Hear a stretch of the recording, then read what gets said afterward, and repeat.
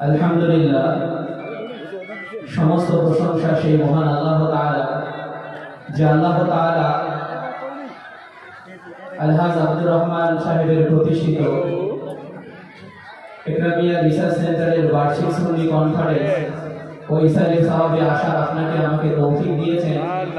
এই জন্য সেই মহান আল্লাহ তাআলার দরবারে আপনি আমি প্রত্যেকেই বলি আলহামদুলিল্লাহ। আরে তুমি যাওয়ার ইচ্ছা থাকলে আসো, অত আমি কই যাকে সৃষ্টি না করলে আপনি আমি আশরাফুল মাখলুকাত হতাম না। সেজন্য নবী সাল্লাল্লাহু আলাইহি ওয়াসাল্লামের প্রতি লাখ লাখ দরুদ ও সালাম বর্ষিত আমরা প্রত্যেকেই বলি আল্লাহু আকবার। ব্রাদারহান মিল্লাত ইসলামিয়া আজকের এই ইসারে সওয়াবটা সুন্নি কনফারেন্স ও ইসারে সওয়াব, অর্থাৎ সুন্নিয়াতের কনফারেন্স। কারণ হযরত আল্লামা মাওলানা আব্দুর রহমান সাহেব যতদিন বেঁচে ছিলেন সুন্নিয়াতটাকে আঁকড়ে ধরেছিলেন এবং আল্লাহর প্রতি বিশ্বাস, নবীর প্রতি ভালোবাসার দিকে তিনি তাগিদ করেছিলেন। অর্থাৎ একত্ববাদের আলোচনা তিনি করেছিলেন, আকীদার আলোচনা তিনি করেছিলেন। আমরা আল্লাহকে বিশ্বাস করি তো, কি করি কি করি না, কি বলেন? করি। আমরা যে আল্লাহকে বিশ্বাস করি, এই বিশ্বাসটা কয় ধরনের আমরা আল্লাহকে করি? আমি আকীদার আলোচনা করছি। আল্লাহকে বিশ্বাস করতে হয়, আপনি আমি করি, কিন্তু বেরাদার মিল্লাত ইসলামিয়া এই বিশ্বাস, এই একত্ববাদ, যেটাকে আরবিতে তাওহীদ বলা হয়, কি বলা হয়? তাওহীদ বলা হয়। এই তাওহীদের বিশ্বাসটা হচ্ছে তিন প্রকার। ক প্রকার? তিন প্রকার।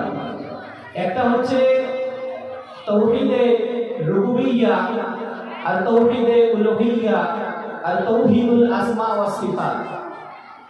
তাওহীদে রুবুবিয়্যাটা কি?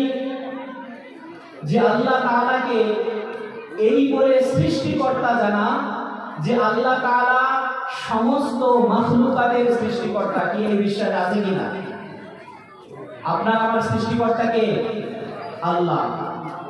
আল্লাহ তাআলা কালামুল্লাহ শরীফের মধ্যে বলে দিয়েছেন আলহামদুলিল্লাহি রাব্বিল আলামিন।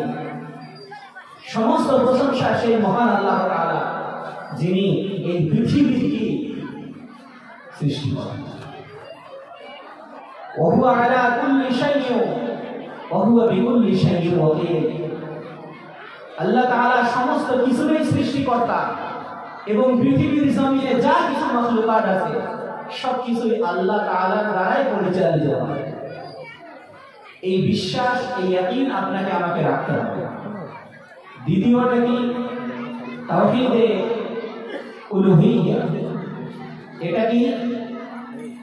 শরীয়ত সম্মত আল্লাহ তাআলার নৈকট্য অর্জনের জন্য আপনি আমি যে ইবাদতটা করি সেটা একমাত্র কার হবে? আল্লাহর হবে। এই বিশ্বাস আপনাকে আমাকে রাখতে হবে। আপনি আমি নামাজ পড়লাম, কার জন্য পড়লাম? আল্লাহকে রাজি খুশি করার জন্য। আপনি আমি মান্নত করব, এটা কার জন্য হবে? আল্লাহর জন্য হবে। আপনি আমি রোজা রাখলাম, এটা কার জন্য হবে? আল্লাহর জন্য হবে। এই বিশ্বাসের মধ্যে যদি তারতম্য হয়, আপনি আমি প্রকৃত ঈমানদার হতে পারব না। তৃতীয় প্রকারটা কি? তাওহীদুল আসমা ওয়াস সিফাত। আল্লাহ তাআলার যে সুন্দর নাম সমূহ আছে এবং নবী মুস্তাফা হাদিস পাকের মধ্যে আল্লাহ তাআলার যে সুসম্মান নামগুলো উচ্চারণ করেছেন, সেই নামগুলোর প্রতি আপনার আমার মনের গভীর থেকে প্রকৃত বিশ্বাস রাখতে হবে। তাহলে আপনি আমি প্রকৃত ঈমানদার হব। আল্লাহ তাআলা কালামুল্লাহ শরীফের মধ্যে বলে দিয়েছেন ওয়ালাহুল আসমাউল হুসনা, যে আল্লাহ তাআলার সুন্দর নামগুলোর প্রতি বিশ্বাস রাখতে হবে। বিরাদার মিল্লাত ইসলামিয়া আর তাওহীদে উলুহিয়্যা কাছে বললাম, আল্লাহ কালামুল্লাহ শরীফের মধ্যে বলে দিয়েছেন ওয়ামা আরসালনা মিন ক্বাবলিকা মির রাসূলিন ইল্লা নূহি ইলাইহি আন্নাহু লা ইলাহা ইল্লা আনা ফা'বুদুন। আল্লাহ বলে দিয়েছেন, হে নবী, আপনার পূর্বে আমি যা কিছু রাসূল প্রেরণ করেছি তাদেরকে আমি এই ইঙ্গিতে প্রেরণ করেছি যে তাদের উম্মতের কাছে সেই এই বার্তাটা পৌঁছে দিবে যে এক আল্লাহ ছাড়া কোনো ইলাহ নেই এবং ইবাদত একমাত্র আল্লাহ তাআলাই করতে পারে। বিরাদরানে মিল্লাতে ইসলামিয়া, হযরত মুসা আলাইহিস সালাম আল্লাহ দরবারে জানালেন, ও আল্লাহ, তুকাল্লিমু মা আইহাল তুকাল্লিমু মা আহাদান গায়রি, ও আল্লাহ, আপনি আমার সাথে কথা বলেন, পৃথিবীর জমিনে আপনি আর কার সাথে কথা বলবেন? আল্লাহ বললেন, হে মুসা, তুমি কোথায় আর আমি কোথায়? তোমার সাথে আমার কথা বলা সম্ভব নয়। আল্লাহ মুসা আলাইহিস সালাম আল্লাহকে বললেন, ও আল্লাহ, আপনি চূড়ায় থাকবেন, আমি মুসা পদদেশে থাকবো।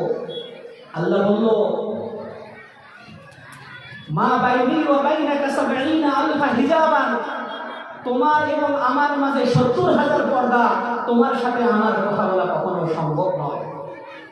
আল্লাহ বললেন, হে মুসা, সাতাতি উম্মাতুন, অচিরেই এক শ্রেণীর উম্মত আসবে, ফালা বাইনি ওয়া বাইনাকা হিজাবান, তাদের এবং আমার মাঝে কোনো পর্দা থাকবে না, তারা আমার সাথে কথা বলবে, আমি তাদের সাথে কথা বলবো। হযরত মুসা আলাইহিস সালাম অবাক চিত্তে আল্লাহকে বলবেন, ইয়া রাব্বাল আলামিন, বলুন বলুন বলুন, ওই সমস্ত উম্মত হলো কারা? আল্লাহ বলবেন, ও মুসা, ওই সমস্ত উম্মত হলো আমার হাবিবুল্লাহর উম্মত, অর্থাৎ উম্মতে মুহাম্মাদী। মুসা অবাক হয়ে আল্লাহকে বলবেন, ইয়া রাব্বাল আলামিন, তারা কখন আপনার সাথে কথা বলবে? মুসা আলাইহিস সালামকে আল্লাহ বললেন, ইদহুম ইয়াসজুদুন, যখন তারা নামাজের মধ্যে যাবে, তখন উম্মতে মুহাম্মাদী আমি আল্লাহ আমার সাথে কথা বলবো। কত বড় সম্মান আল্লাহ আপনাকে আমাকে দিয়েছেন। আল্লাহ মুসা আলাইহিস সালামকে বললেন, তুকাল্লিমু মা ইয়াহাল তুকাল্লিমু মা আহাদান গায়রি, কিন্তু আপনাকে আমাকে আল্লাহ সেই সম্মান দিয়েছে। বিরাদরানে মিল্লাতে ইসলামিয়া, তাই আপনাকে আমাকে নামাজ পড়তে হবে না ছাড়তে হবে? পড়তে হবে। ইসলামের আকীদায় অন্তর্ভুক্ত হবে, হল্লিবাদীর হক সিলসিলাকে আঁকড়ে ধরতে হবে, তবে কাল কিয়ামতের মাঠে এর ওসিলা করে নাজাত পাবে।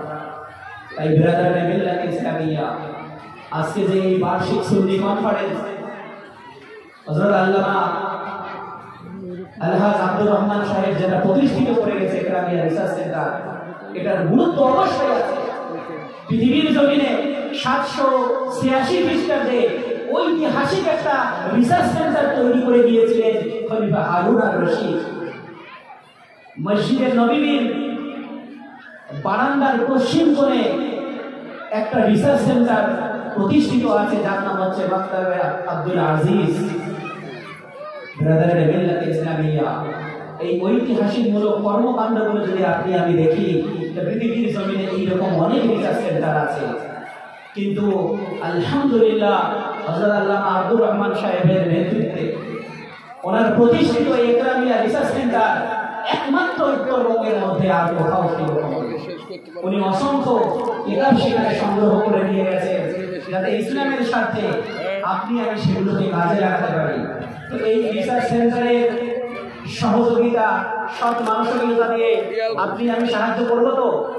কি করবো তো? ইনশাআল্লাহ।